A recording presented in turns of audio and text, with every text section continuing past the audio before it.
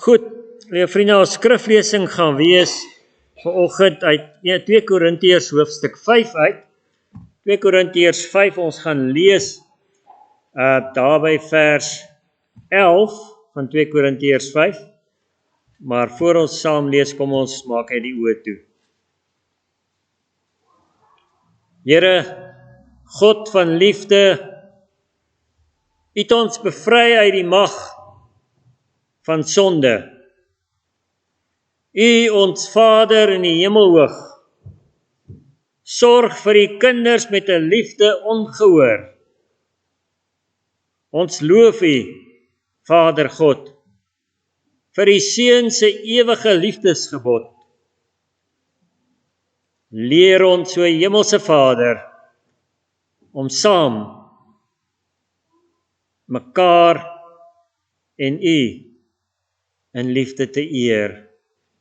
Mag U woord en sakrament U liefde vanoggend uitroep, dit in ons harte sement.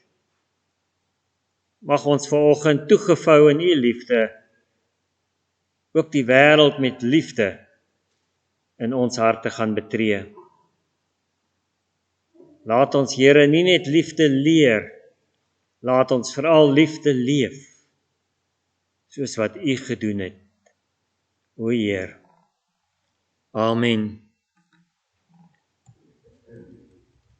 2 Korintiërs 5, Paulus skryf daar by vers 11, ons weet wat dit beteken om die Here te dien. Daarom probeer ons die mense oortuig. God ken ons bedoelings en ek vertrou dat ook julle van ons bedoelings oortuig is. Ons prys onsself nie by julle aan nie. Ons gee julle juis eerder aanleiding om trots te wees op ons, sodat julle 'n antwoord kan hê vir die wat trots is op die uiterlike en nie op die innerlike nie.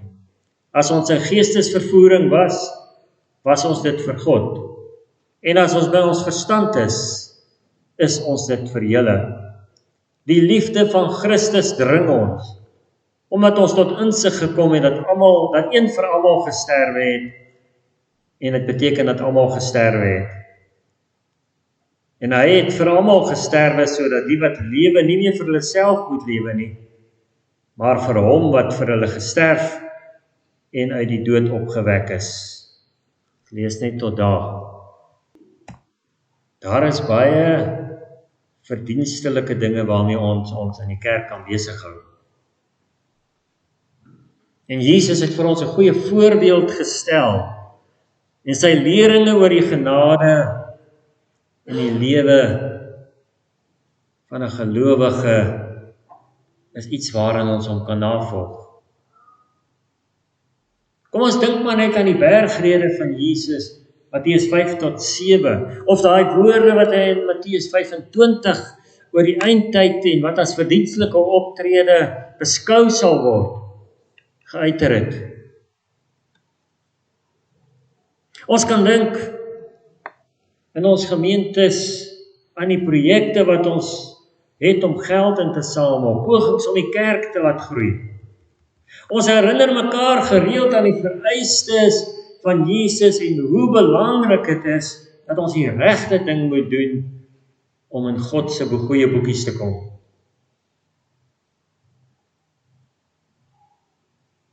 Paulus wys die gelowiges in Korinthe egter,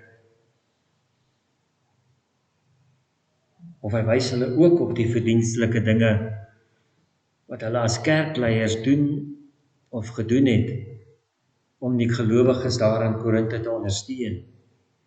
Hy sê hulle het alles ingesit om die gelowiges voor te gaan in die geloof en hulle te versterk. Maar Paulus maak dit dan sommer dadelik aan hulle duidelik dat dit wat hulle doen nie vir hulle self of uit hulle self kom nie. Dit wat hulle doen hulle in ooreenstemming met wat God vra. En hulle doen dit onder die krag van God, wat hulle die geestelike leiding daarvoor gegee het.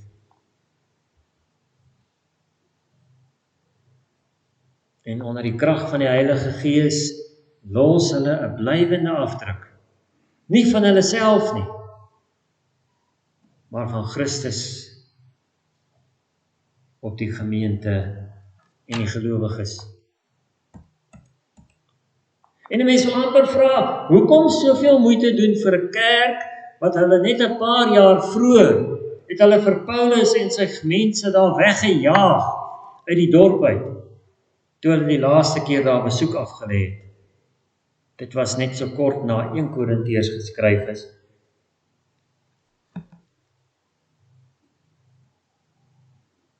Maar vir Paulus gaan dit nie oor persoonlike eer of prestasie nie. Hy sê, die liefde van Christus dring hom om deur te druk met hierdie goeie dinge. Dit gaan dus nie oor die dinge self nie, dit gaan nie oor die mense wat die dinge doen nie. Op 'n ander plek sê hy, dis nie, maak nie saak of dit Apollos of Paulus of Petrus is nie. Die belangrike is dat dit gedoen word. Dit gaan oor die gesindheid waarmee ons dit doen. 'n Gesindheid van liefde.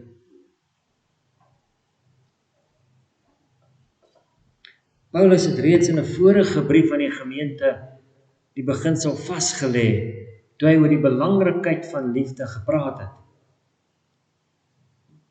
In 1 Korintiërs 13, wat ons nou net gesing het, is sy boodskap dat niks betekenis het in die lewe as dit nie gedoen word in liefde nie.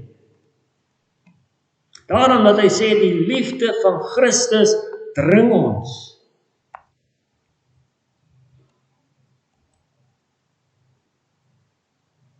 Ons hou herinner mekaar gereeld daaraan, aan die goeie dinge waarmee ons onsself in die kerk besig hou. Verdienstelike dinge, soos wat Paulus ook van praat in sy teksgedeelte. Ons gaan selfs so ver om daardie verdienstelike dinge wat ons doen, te gebruik om die kerk te bemark. As 'n strategie om te wys hoekom ons gemeente beter is as 'n ander gemeente.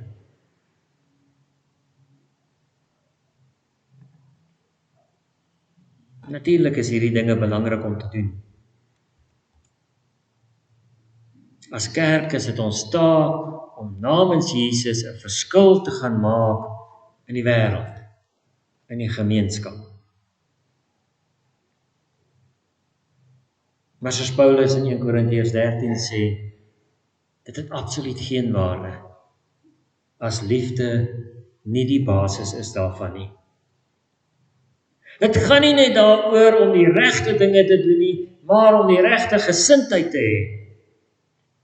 En die regte gesindheid is die gesindheid van liefde. Selfs die mooiste en die beste dinge waarmee ons onsself kan besig hou, het geen waarde as liefde nie ons motief daarvoor is nie. Dan gaan dit net oor onsself. Gerig op wat ons kan red uit die situasie. Die enigste liefde wat dan ter sprake kom, is die liefde vir jouself. En sê Paulus, die self behoort eintlik glad nie in die prentjie te kom nie. Hy maak dit duidelik dat elke optrede wat hulle teenoor die kerk of die gemeente of God doen, daarop gerig is om die kerk of die gemeente of God se saak te bevorder.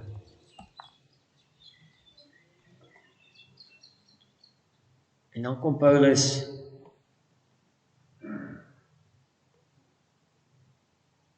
hy sê om die gemeente se saak te vorder, beteken dat 'n mens so nou en dan verby die wet kyk, verby die regte optrede. Liefde maak dat die gelowiges of die gemeente gesien moet word as uitverkorenes wat vrygemaak is reeds deur Jesus Christus. Dit beteken dat hulle status is verander. Die maatstaf vir hulle lewe is nou nie meer die wet nie, soos wat Paulus ook in Romeine 5-7 vir ons leer, maar die liefde van Christus, wat die gemeente in verlossing dien.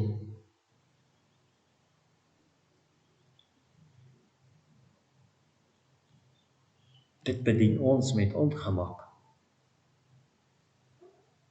Want as die regte ding nie meer geld nie, waarheen is ons op pad?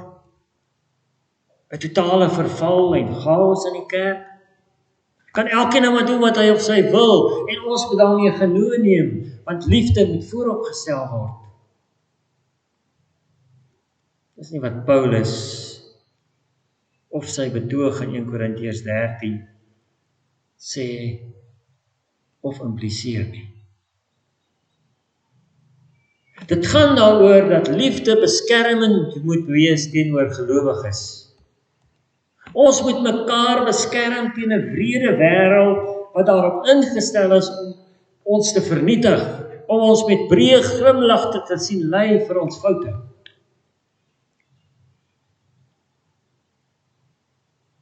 En daarom moet ons soms verby die regte ding kyk, sodat ons die liefde kan vooropstel.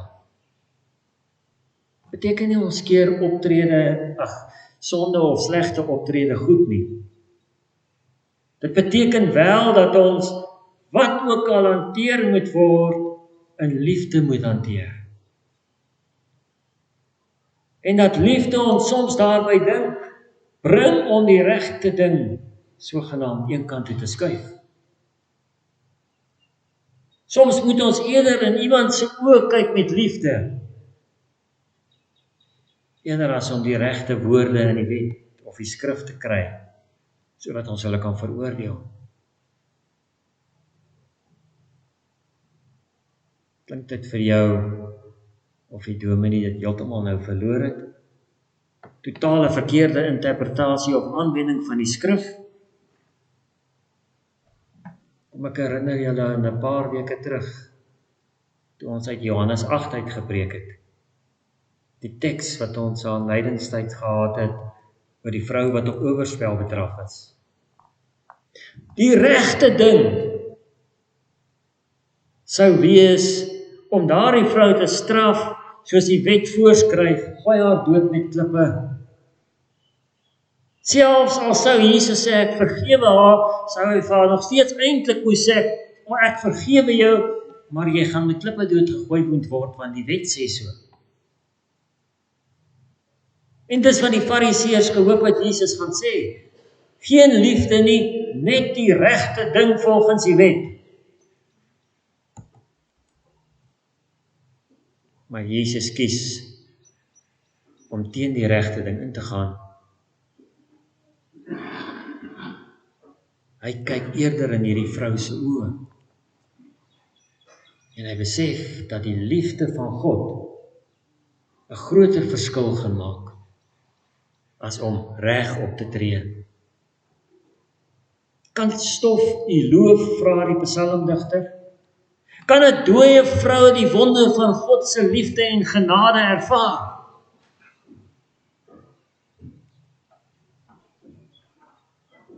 Is liefde dan nie hier tot groter eer van God en mens as die wet met sy eise van straf nie?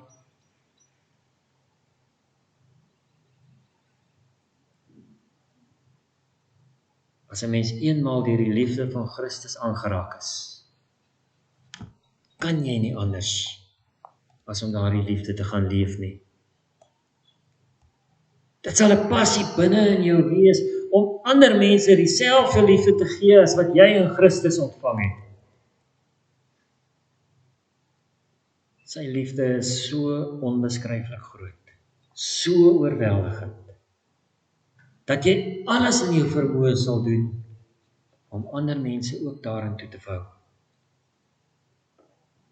Jy sal hulle in liefde beskerm, want die liefde bedek alles en verdra alles, sê Paulus in 1 Korintiërs 13. En weet jy wat gebeur? Wanneer ons hierdie dinge begin doen, beoordeel ons mense nie meer volgens menslike maatstaf nie, maar volgens God se maatstaf. Vanuit God se liefde. En God se maatstaf van liefde word gemeet teen die agtergrond van die kruis. Die kruis is die epitoom, die toppunt van liefde, sê Johannes vir ons in 1 Johannes 4. Dit is uit liefde dat Jesus sy lewe vir sy vriende aflê, vir sy kinders, sê hy in Johannes 15. En Johannes 10, wat ons ook in lydingstyd oor gepraat het. Hoe kan ons anders, of hoe kan ons daarin liefde wil versaak en in onliefde optree? Net omdat ons die letter van die wet bo liefde stel. Ons het verseker wysheid nodig as dit daarby kom. En 'n fyn aanvoeling vir wat regtig die regte ding is om in die regte oomblik te doen ten einde liefde voorop te stel. En daardie wysheid kom as ons besef, of as ons self die liefde van God en Jesus in ons eie lewens beleef. Dan kyk ons anders na liefde. En ons kyk anders na ander mense, wat volgens die liefde van God gebore en nuutgebore is. Wie die liefde van Jesus ken, het die wysheid om die regte keuses in liefde te maak. Keuses wat soms afwyk van die sogenaamde regte ding om te doen. Het gaan jou nie altyd gewild maak by mense nie. Veral vir hulle vir wie die regte ding ononderhandelbaar is. Hulle sou dink jy is besig om die lyne tussen reg en verkeerd uit te vee. Dis nie die geval nie. Maar wie in liefde leef, word nie tot die dood en die oordeel toe gedring om binne daardie lyne te leef nie. Hulle is bereid om anderkant die lyne te soek na die liefde wat lê en wag om hoop en lewe eerder as straf en dood uit te deel. Ons leef uit genade alleen. Dis ons gemeente se lese. Wie uit genade alleen wil leef, moet ook uit liefde alleen leef. Of as ons met verdienstelike dinge besig hou, of gekonfronteer word om die regte ding te doen volgens die wet, ons kan nie een van die twee wil doen as die genade en die liefde van God nie vooropgestel word nie. Christus het immers vir almal gesterwe. Daarom het elke gelowige reeds saam met Jesus gesterwe. Daarom gaan dit nie oor ons nie, maar oor die een wat vir ons gesterf het. En die een wat vir ons gesterf het, sê in Johannes 15, dat die enigste wat hy van ons verwag, is om in liefde te leef, soos hy. Liefde is groter as alles. Dis die volle uitvoering van die wet, sê Paulus. Gedring deur die liefde word ons meer en meer die weerspieëling van Christus. 2 Korintiërs 3 vers 18. Ons is die afbeelding, die liggaam van Christus, wat die ware aard van die hoof van die liggaam leef. Ons is disippels wat gesien en verstaan het waaroor die liefde gaan. Daarom beskerm ons mekaar, dra ons mekaar se laste, gee ons om vir mekaar, soek ons na elke geleentheid om die liefde van Christus teenoor mekaar en teenoor die wêreld te leef. Ons kan nie anders nie, want deur sy sterwe word ons daartoe gedring. Amen. As jy hier uitgaan, kan jy weet die Here Jesus sal jou verstand en jou interpretasie verlig. Die Here Jesus sal jou oë verlig in die manier waarop jy na dinge kyk. Die Here Jesus sal jou hart verlig in dit wat jy bedink. Die Here Jesus sal jou hande verlig in dit wat jy doen. En die Here Jesus sal by jou wees waar jy ook al hier vandaan gaan. Amen.